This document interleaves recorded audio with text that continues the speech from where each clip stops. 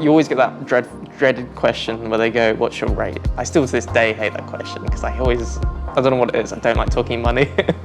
I'd rather have someone else talk that for me. I would usually sort of say, what's your budget? How much money do you want to pay me? How much do you think I'm worth? Sort of thing. Because I'm more experienced, I do know that the rate can change. Maybe if you're on a television drama or a film or commercial, the rate fluctuates.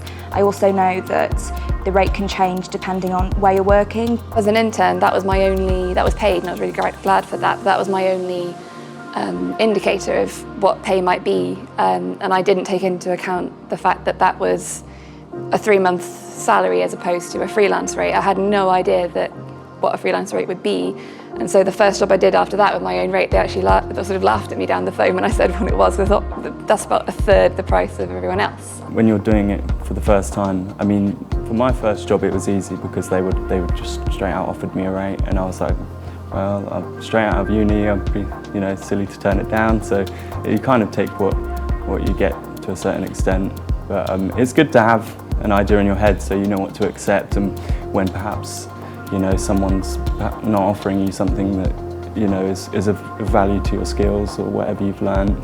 And you have to sit yourself down and say, okay, I can't do free work anymore, I have to start getting paid.